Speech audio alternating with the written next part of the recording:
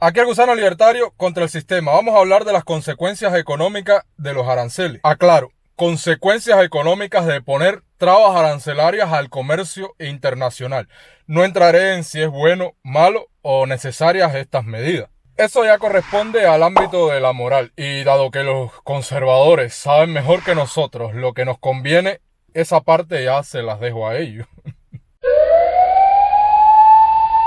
La intervención mediante la restricción pretende desviar la producción de los canales fijados por el mercado y los consumidores. El gobierno prohíbe la fabricación de ciertos productos o la aplicación de ciertos métodos de producción, o hace que esos métodos sean más difíciles mediante la aplicación de impuestos o de multas. De esta manera elimina algunos de los medios disponibles para la satisfacción de las necesidades humanas. Los ejemplos más conocidos son los aranceles y otras trabas aduaneras. Es evidente que, en vez de enriquecer al pueblo en general, esas medidas lo empobrecen. Impiden que los hombres apliquen con toda la eficiencia de que son capaces sus conocimientos y su habilidad, sus recursos de mano de obra y materiales. Punto número 1. Los aranceles prohíben parcial o totalmente la competencia internacional, privilegiando a empresas locales que, siendo menos eficientes, obtienen precios de monopolios donde salen perjudicadas las empresas más eficientes, y a los consumidores que no pueden disfrutar de precios más bajos, siendo obligados a mantener industrias que son incapaces de competir. Argumento que te darán es que hay que proteger a industrias locales que comienzan con desventajas frente a industrias ya consolidadas y con más capital. El problema es que todos comenzamos con un capital heredado. Algunos tienen más que otros y cada uno hace lo que puede con lo que tiene según sus capacidades. Intentar igualar esto es comenzar todos desde una etapa prehistórica o hacer una redistribución de la riqueza a partes iguales. Pero incluso haciendo esto, en poco tiempo, unos tendrían más que otros y tendríamos que volver a empezar. La prueba empírica nos ha demostrado que gente que han venido desde abajo han incrementado su capital, mientras que gente que han heredado un capital más elevado han terminado consumiéndolo todo. Pero incluso si una empresa comienza con desventaja respecto al capital, puede tener el potencial y la capacidad para crecer, por lo que podrían hallar financiación de todo un ejército de capitalistas que constantemente están en busca de nuevas oportunidades de ganancia. Y si gente que tiene más conocimiento de mercado que nosotros no invierten en tu empresa, ¿por qué nos tienen que obligar a todos forzosamente a financiarte? Prohibiéndosenos comprar productos más baratos a aquellas empresas que saben beneficiar de la mejor manera a los consumidores. Si fuera cierto que hay que proteger a una industria frente a la competencia porque perdería frente a aquellas empresas que ya están consolidadas, no veríamos todos los días cómo surgen nuevos negocios relativamente desde cero. Tendrían que favorecer, por ejemplo, a nuevos youtubers que comienzan y penalizar a los que ya están consolidados hasta que los alcancen en suscriptores y entonces comiencen a competir. Cosas raras. Además, una empresa nueva tiene ventajas que la vieja no tiene. Ejemplo, pueden comenzar en lugares nuevos con una tecnología más nueva y productiva. Número 2. En un mercado libre, los recursos y factores de producción tienden a ser utilizados para satisfacer las necesidades de los individuos de la manera más eficiente y productiva posible. Si bloqueas la libre elección de los agentes en el mercado mediante aranceles para favorecer industrias locales, estás malgastando recursos escasos, factores productivos y empobreciendo a la población. A primera vista, parece que los empresarios deciden qué debe producirse y cómo realizarse esa producción. Sin embargo, como no producen para sus propias necesidades sino para las de todos los miembros de la comunidad, tienen que vender lo producido en el mercado a los consumidores, es decir, a aquellos individuos que desean usarlos y consumirlos. El empresario solo tiene éxito y obtiene beneficios si sabe cómo producir de la forma mejor y más barata, es decir, con un mínimo empleo de material y mano de obra, los artículos más urgentemente demandados por los consumidores. Por lo tanto, son realmente los consumidores, no los empresarios, quienes determinan la dirección y el objetivo de la producción. En la economía de mercado los consumidores son los soberanos. Ellos son los amos, y los empresarios deben esforzarse, por su propio interés, en satisfacer los deseos de los consumidores de la mejor forma que puedan. En vez de liberar esos factores productivos para dedicarse a aquellas áreas de la producción donde realmente se necesitan. ¿Qué sentido tiene que yo siembre tabaco en las montañas de North Carolina a un costo elevadísimo cuando puedo comprárselo más barato a Cuba? Otro argumento que te dan es que hay países donde la mano de obra es muy barata. Precisamente hay países que por X o por Y han quedado atrasados, ya sea por política, cultura o recursos, y solo pueden crecer económicamente ofreciendo mano de obra a cambio de salarios más baratos. Los jabalí de la moral te dirán que esas personas están siendo explotadas porque los empresarios avaros les pagan muy poco mientras ellos se hacen cada vez más ricos. ¿Cuál es la opción? ¿Me llevo a la fábrica y que tu hija vuelva a prostituirse? ¿O trabajando, ahorrando y poco a poco capitalizando el país haciendo que suban los salarios y el nivel de vida? O la otra opción, sigue llorando porque los colonizadores se llevaron los recursos de tu país y te deben algo y las naciones de Occidente tienen que mantenerte de por vida, y ahí te sientas a esperar a que vaya algún youtuber y abra un pozo en tu tribu para que puedas tener agua potable. Ustedes me dicen cuál creen que es la mejor opción. Solo te digo que con los aranceles solo tienes la primera y la tercera opción.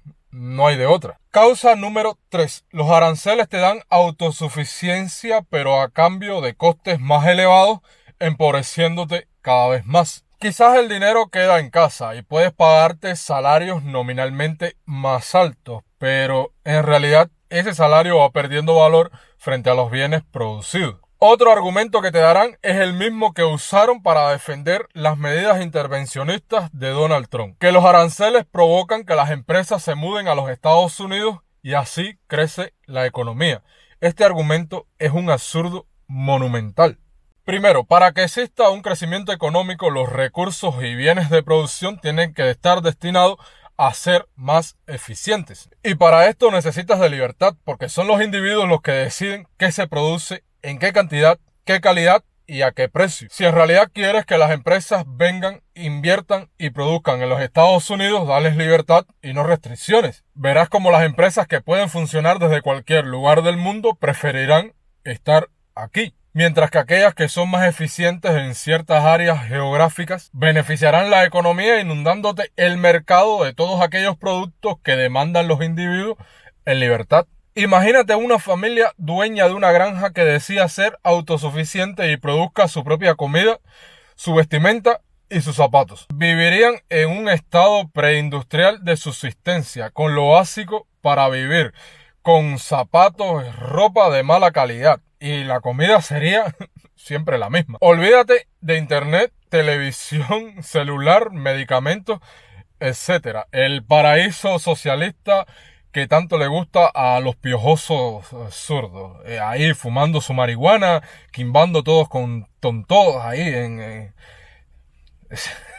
La División Internacional del Trabajo es un sistema de producción más eficiente que la autarquía económica de todas las naciones. La misma cantidad de trabajo y de factores materiales de producción produce más. Esta mayor producción beneficia a todos los interesados. El proteccionismo y la autarquía dan siempre por resultado el desplazamiento de la producción desde centros en los que las condiciones son más favorables, por ejemplo, allí donde la producción con la misma cantidad de recursos es más elevada, a centros en los que esas condiciones son menos favorables. Los recursos más productivos permanecen inactivos mientras se utilizan los menos productivos. El resultado es una disminución general de la productividad del trabajo humano, y por lo tanto un descenso del nivel de vida en todo el mundo. Los que defienden estas medidas de control estatal no se dan cuenta que están defendiendo exactamente lo mismo que defendía Marx, una economía autosuficiente. Precisamente la escuela austríaca entiende que los individuos actúan, por eso la economía parte de los individuos actuando para alcanzar sus fines. Y para alcanzar estos fines necesitan colaborar con otros individuos. Pero esta gente que defiende los aranceles entienden perfectamente que para ser más productivos necesitas colaborar con otras personas. Pero cuando se trata de colaborar con otros países ya la lógica cambia y por arte de magia ya no funciona. ¿Por qué el arancel contra la industria internacional para proteger la industria local sí funciona para incentivar la competencia justa, el crecimiento económico, pero ya el arancel no funciona entre provincias, o entre barrios, o entre familias? No sé, ¿qué pasa ahí? Por arte de magia ya no funciona. Te dirán que ningún país ha crecido económicamente sin aranceles. Pues si esa es la clave del crecimiento económico, pon aranceles entre familias y todos nos haríamos millonarios. Los aranceles, como toda intervención económica, son males que desde que existe el Estado siempre han estado ahí. Hasta que las distorsiones económicas son tan grandes que tienen que recular y volver a dar libertad, para luego volver con más intervenciones estatales y así sucesivamente. Mises en su libro El mito de la tercera vía lo explica muy bien. O los medios de producción en manos privadas con libertad de mercado o los medios de producción en manos del Estado. Cualquier híbrido raro siempre tiende a más estatismo, porque cada vez se hace más difícil el cálculo económico debido a las distorsiones que provoca el Estado con sus intervenciones de mierda. Desde tiempo inmemorial, los gobiernos han sentido deseos de intervenir en el funcionamiento del mecanismo del mercado. Pero sus esfuerzos no han logrado nunca los fines perseguidos. La gente solía atribuir los fracasos a la ineficacia de las medidas adoptadas y a la debilidad en su aplicación. Se creía que lo que se precisaba era mayor energía, mayor brutalidad, el éxito sería seguro entonces. Punto número 4 y más dañino. Si todos los países cierran sus fronteras al comercio internacional con aranceles cada vez más elevados, provoca que países con pocos recursos naturales caigan en la pobreza extrema. Y a aquellos países con capacidad bélica no le quede más remedio que irse a la guerra si quieren hacerse con aquellos recursos que necesitan. Este nacionalismo económico fue una de las causas de la Segunda Guerra Mundial, cuando todos los estados del mundo se volvían cada vez más omnipotentes en sus territorios y cerraban las fronteras. No son menos visibles los esfuerzos de varios gobiernos para crear cárteles internacionales. Si el arancel protector da por resultado la formación de un cártel nacional, en muchos casos la cartelización internacional podría lograrse mediante convenios entre cárteles nacionales. A esta clase de convenios les sirve a menudo muy bien otra actividad de los gobiernos previa a los monopolios, las patentes y otros privilegios concedidos a los nuevos inventos. Sin embargo, allí donde obstáculos técnicos impiden la creación de cárteles nacionales, como sucede casi siempre con la producción agrícola, no se puede llegar a esa clase de convenios internacionales. Entonces, los gobiernos vuelven a intervenir. La historia entre las dos guerras mundiales es un registro abierto de la intervención del Estado para estimular monopolios y restricciones mediante convenios internacionales. Donde hay comercio, las costumbres son dulces. El arancel lo que busca es proteger a la industria local de las consecuencias del aumento de sus costes debido a la intervención estatal. Es decir, el mismo que te crea el problema jugando a ser Dios es el que te da la solución para el problema con más intervención estatal que crea más problemas y al final no resuelve el primer problema. Qué cosa más loca. Conclusión, el Estado solo sirve para jodernos la vida. El Estado es en esencia un aparato de compulsión y coerción. El rasgo característico de sus actividades consiste en compeler al pueblo, mediante la aplicación o la amenaza de la fuerza, a portarse de manera distinta a la que quisiera. Número 5. Los privilegios de importación a ciertas empresas crea aquello a lo que tanto temen los amantes de Adam Smith y de la intervención estatal. La confabulación de estas empresas para poner precios de monopolio, ya que la entrada al mercado está restringida. En un mercado libre, aquellas empresas que decidan crear un cártel para subir los precios les saldrán competidores de abajo de las piedras dispuestos a sacarlos del mercado atraídos por los altos precios. Y el último argumento estúpido y definitivo que te dan los defensores del derecho de importación es que si no interviene el Estado, disminuye la competencia, como si la competencia estuviera determinada por la cantidad, cuando realmente está relacionada con la libertad para decidir con quién intercambiamos. Incluso una empresa que se quede con todo el mercado porque los consumidores la eligieron, pero hay libertad para entrar en el mercado, esa empresa sigue estando en competencia porque hay la libertad para que entren nuevos competidores y la saquen del mercado cuando encuentren la oportunidad. El mayor logro del marxismo fue hacer creer a las personas que los desajustes en el mercado, producto de la intervención estatal, son fallos del capitalismo. Y aquellos que se hacen llamar antimarxistas son los mismos que piden que el Estado intervenga para resolver estos fallos, porque son igual de socialistas que Marx. Lo único que se autoengañan. Salvo raras excepciones, todos los que hoy hablan o escriben de cuestiones de política económica están a favor del intervencionismo. Esta unanimidad, sin embargo, no refleja en modo alguno una coincidencia sobre las medidas intervencionistas adoptadas por los gobiernos y demás poderes sociales coactivos.